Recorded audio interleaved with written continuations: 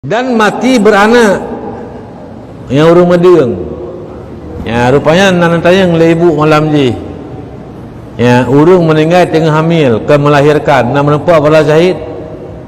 Ya, yang kalau tuan perah mana ke hana menempak tabah hana melahirkan. Rupanya kalau tuan cabutnya. Tuan cabut. Jadi meninggal sedang bunting mendapat pahala syahid, meninggal ketika beranak itu melahirkan, ya, juga menempat pahala syahid. Dan jika daripada zina sekalipun, dan jika daripada anak zina sekalipun, yang kepelahian anak zina meninggal bak kepelahian anaknya, masalah yang menzina sama sagau, masalah yang mati dengan melahirkan menempat pahala syahid.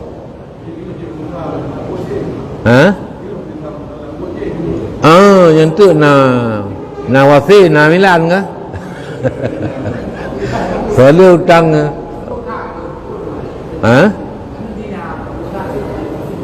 Ya. Anaknya sama mana kan kalau ke buat-buatnya hamil ke ngendinanya, lahir anak dinanya meninggalkan kayan. Yang dari segi kaya melahirkan anak menempat pahala syahid. Man gaknya gepuk dina nyen bainahu wa bainallah. Nyen seperti yang disebut dalam kitab Hasyiah Jamal, menakal daripada Syekh Ramli. Dalam kitab Hasyiah Jamal gecok pendapat Syekh Ramli, ya, yaitu urang meninggal karena beranak mendapat pahala syahid kendati pun yang dilahirkan itu anak daripada zina.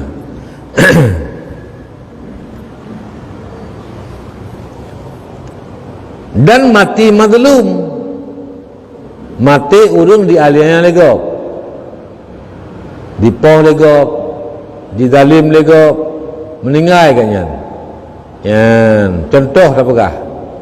Kira urung pencuri, cok ondagop, ilit ramai, ipoh, itut, ipoh, bekah ulai-ulai lagi ipoh, ataupun iplai bensin itut, nyen kan hukum jemju.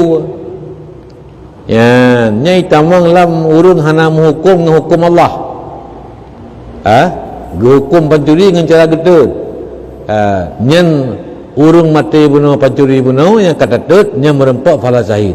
Pakan kan haji mati mazlum.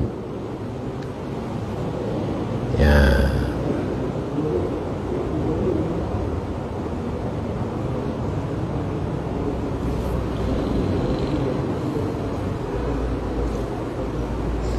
Ikoh ke kemulawan ke, ikoh pinyung cungki mentah-mentah ke, ya, meninggal kan yang di anianya mazlum, berarti menempat pahala syahid kurangnya.